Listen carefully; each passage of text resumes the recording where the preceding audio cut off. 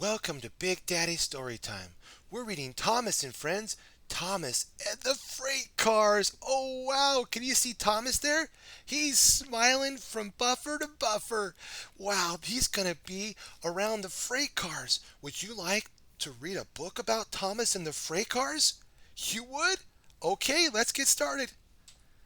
Thomas used to grumble in the shed at night. I'm tired of pushing coaches. I want to see the world. The others didn't take much notice, for Thomas was a little engine who liked to talk about big things. But one night, Edward came to the shed. He was a kind little engine and felt sorry for Thomas. I've got some freight cars to take home tomorrow, he told Thomas. If you like them instead, I'll push coaches in the yard. Thank you, said Thomas. That will be nice.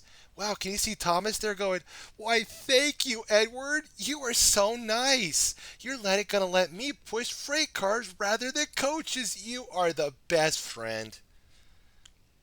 So they asked their drivers the next morning, and when they said yes, Thomas ran happily to find the freight cars. Yay! Thomas is running to find the freight cars. Now, freight cars are silly and noisy, though. They talk a lot and don't pay attention to what they are doing. They don't listen to their engine, and when he stops, they bump into each other, screaming, "Oh, oh, oh, oh, oh!" Whenever they're bumping and it happens. I'm sorry to say they play tricks on an engine who is not used to them. I wonder if they'll play tricks on Thomas. Let's hope not. Edward knew all about freight cars. He warned Thomas to be careful, but Thomas was too excited to listen. The shunter fastened the coupling, and when the signal dropped, Thomas was ready. The guard blew his whistle. Beep, beep, answered Thomas and started off. But the freight cars weren't ready. Oh, oh, oh, oh, oh, they screamed as their coupling tightened. Wait, Thomas, wait! But Thomas wouldn't wait. Come on, he puffed, and the freight cars grumbled slowly out from the siding onto the main line. Can you see Thomas there? He's in a hurry. He's bringing those freight cars out way too fast. Thomas was happy. Come along, he puffed. Puff, puff, puff, puff, puff, puff, puff, puff.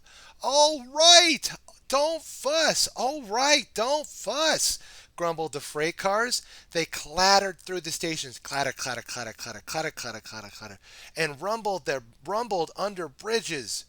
Thomas whistled, beep, beep, and they rushed through the tunnel in which Henry had been shut up. Then they came to the top of the hill where Gordon had gotten stuck.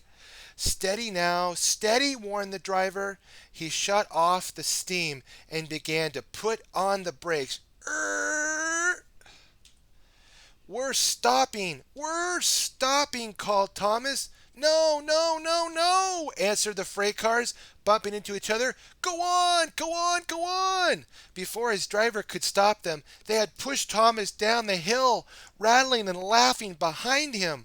Poor Thomas tried hard to stop them from making him go too fast. Stop pushing, he hissed, but the freight cars wouldn't stop. Go on, they giggled in their silly way. Can you see Thomas there? Those freight cars are pushing him way too fast. Don't be upset, my friends. There's always a happy ending with Thomas. We got to find out what happens to Thomas on the next page. He was glad when they got to the bottom. Then ahead of him, he saw the place they had stopped. Oh dear, what shall I do? Casey Thomas there closing his eyes. He's not sure what he's got to do. They rattled through the station. Luckily, the line was clear as they swerved into the goods yard. Oh, groaned Thomas as his brakes held fast and he skidded along the rails. I must stop. And he shut his eyes tight. Oh, I must stop. When he opened them again, he saw he had stopped just in front of the buffers, and there, watching him, was, you guessed it, Sir Topham Hatt. "What are you doing here, Thomas?" he asked sternly. "I've brought Edward's freight cars," Thomas answered. "Why did you come so fast?" "I didn't mean to. I was pushed," Thomas said sadly. "Haven't you pulled freight cars before?" Thomas said no. "Then you've got a lot to learn about freight cars, little engine, little Thomas. They are silly things and must be kept in their place. After pushing them around here for a few weeks, you'll know almost as much about them as Edward. Wow! Then you'll be a really useful engine. Great job, Thomas. Look, Thomas is a little sad, but he's learning. He's learning about freight cars, and that's what we learn too. We learn from our mistakes just like Thomas learned from his mistake. What have we learned today, my friends? We have learned that sometimes we all need to be happy with whatever job we have to do and not try to do a job we are not ready to do, just like Thomas with the freight cars.